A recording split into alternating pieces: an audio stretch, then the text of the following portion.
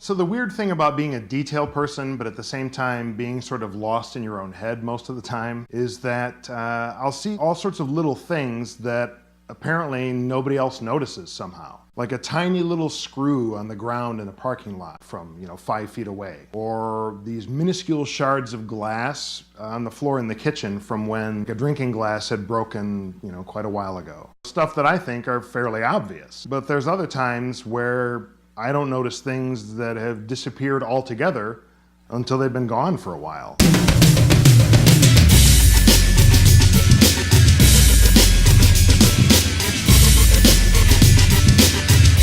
Hello friends, welcome to Mr. Snayl's Wild Ride. I am Mr. Snayl and the wild ride is my life so far. My wife and I live in a very rural area. We have a well for water and a septic system under the yard instead of paying the city to provide those utilities. When we bought our property, the majority of it was actually a protected wetland. Not underwater or anything, just very marshy. So we had to do our construction up on the upland portion, the dry land area. So we call our home the SwampHouse. Once our house was built, we moved in the summer, and of course it took several months to settle in. So that next spring was actually our first in the house, and once it got warm enough, around early mid-April, we opened up the windows in the house to get some fresh air, and by the nighttime, we heard this.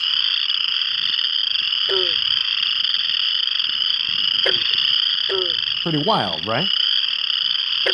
It took us a while to figure out what it even was, and it turns out it was frogs. So as the days in April went by, the frogs got louder and louder and louder. Our house is oriented so that one half of the basement is underground, but the other half of the basement, which faces the marsh, is basically not underground. You could open the doors and walk right out into the muck. The master bedroom, which faces the marsh, is actually quite a bit above the marsh level, but we could still hear them loud and clear. I loved it, but my wife had a really hard time sleeping because the frogs were so loud. Now at that time, a friend of ours was staying with us, and he had selected this bedroom that's in the basement, also facing toward the marsh side. Unfortunately, because he was right down there on that level, the frogs were exponentially louder to him. He was right there with them. Even with the bedroom windows closed, he couldn't sleep. He tried playing music, he tried earplugs, nothing helped. And this went on for weeks. He was a basket case. The frogs eventually quieted down some, and we started to get used to them, and with those two factors, things eventually got back to normal. As the years went by, we began to think of the frogs more as like the heralds of springtime. They hibernate on land, and then once they think it's warm enough to start getting it on, they wake up and they start calling out to each other. Now, last year, we were pretty busy, as people are, but especially in particular with my own zany behavior at the time. So it wasn't until early May that my wife and I noticed we'd missed the beginning of spring. The frogs hadn't said anything, and we didn't know what that meant. We weren't sure what else to do, so my wife wrote an email to the Department of Natural Resources, wondering if maybe something had happened and we just hadn't heard anything, and in general just wanted to express our concern, because maybe they didn't know something was going on. Much to our surprise, we got an email back from them in just a couple of days. And we learned some things, but at the same time wound up with more questions too. It turns out in our area, there are 4 what they call earlier calling species. There's the western chorus frog, wood frogs,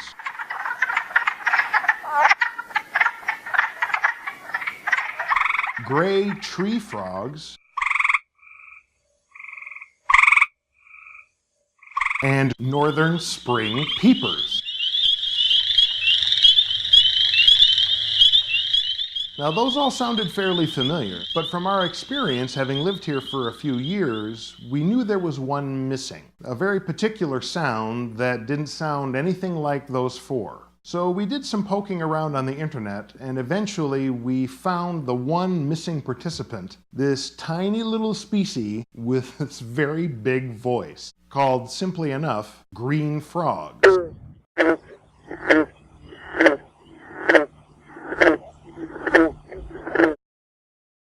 So the DNR told us that all of our species hibernate on land, and they can put up with pretty severe temperature fluctuations fairly well. The thing we have to be concerned about are extreme water fluctuations. That'll affect their reproductive schedule. After all, that's what the frogs are calling about. Or there might be other factors at play, like there might be some disease outbreak, or some kind of chemical spill nearby, or maybe something to do with pesticides, and there is a lot of farming in our county. So the DNR suggested that we listen at dusk while we drive around and see if we hear frogs in any of our neighbors' area ponds or wetlands. The problem was, it was fairly late in the season by the time we noticed that we hadn't already heard anything, and then contacted the DNR and so forth. We already weren't really hearing anything, and wouldn't have probably been hearing anything by then anyway, even if the frogs had been making noise.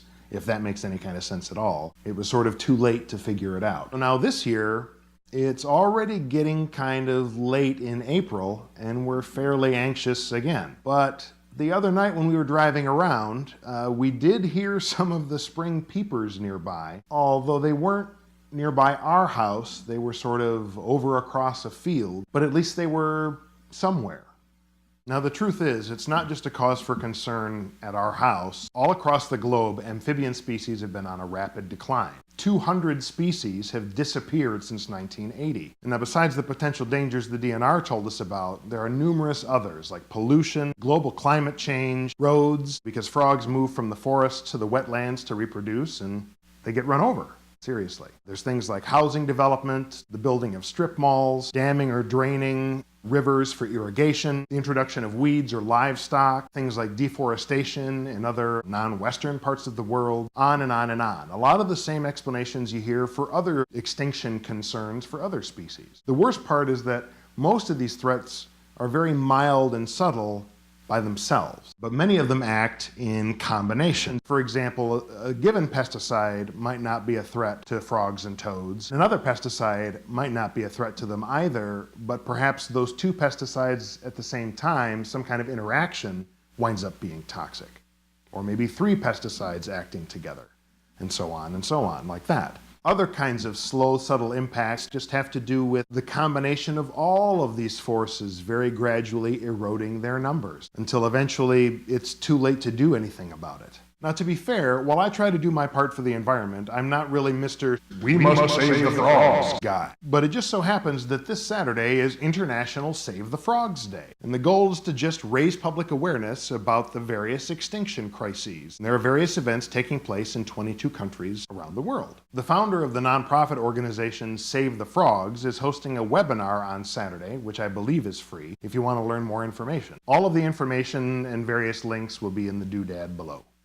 I'd be curious to know if any of you noticed any sort of changes in your personal environment, and were there any repercussions from that? Was there anything you could do about it? Did that make any difference? Let me know in the comment section below the doodad. Anyway, please click like if you like this video, subscribe for new videos every week, and thanks for tubing in.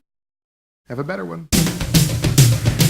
The big thing to be concerned about, though, are the water fluctuations in terms of how much there is.